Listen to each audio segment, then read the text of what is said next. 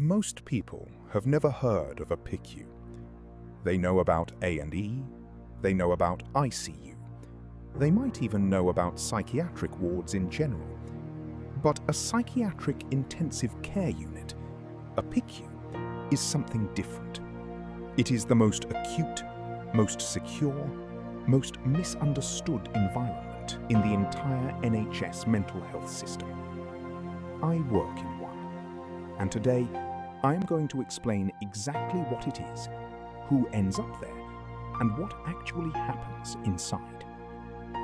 A PICU is a locked, high-dependency psychiatric ward. It sits one level above a standard acute psychiatric ward in terms of clinical intensity. NAPICU, the National Association of Psychiatric Intensive Care and Low Secure Units, defines a PICU as a ward that provides care for patients who are in an acutely disturbed phase of a serious mental disorder. That phrase, acutely disturbed, is doing a lot of work. It means patients who present an immediate risk to themselves or others, patients whose behavior cannot be safely managed on a general psychiatric ward, patients who need a higher level of observation, a higher staff-to-patient ratio, and a more controlled environment. A typical PICU has between 6 and 15 beds. It is always locked. Patients cannot leave without clinical authorization. The ward is staffed around the clock with qualified mental health nurses, healthcare assistants, and regular input from consultant psychiatrists. Patients are not admitted to a PICU voluntarily. Almost without exception, they are detained under the Mental Health Act 1983, most commonly under Section 2 or Section 3. The clinical presentations you encounter in a PICU are among the most severe in psychiatry.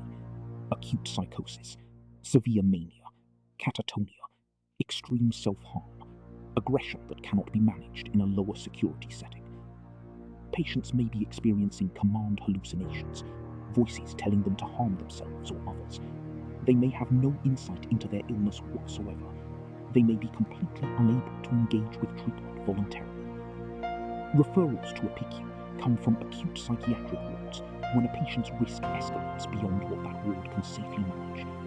They can also come directly from A&E, from police custody, or from community mental health teams following a crisis. The decision to admit someone to a PICU is never taken lightly. It is a significant restriction of liberty. It is always a last resort within the inpatient pathway. The primary goal of a PICU admission is stabilization. Not long-term treatment, not recovery, stabilization.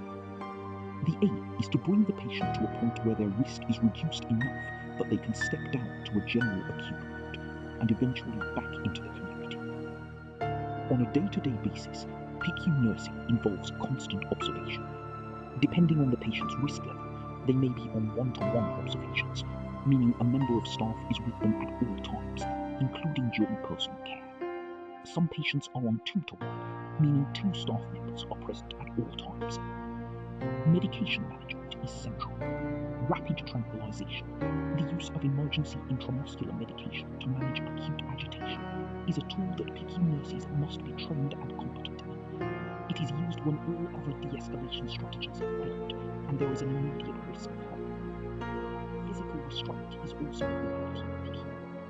When a patient is at immediate risk of harming themselves or others and cannot be indirectly ordered, staff may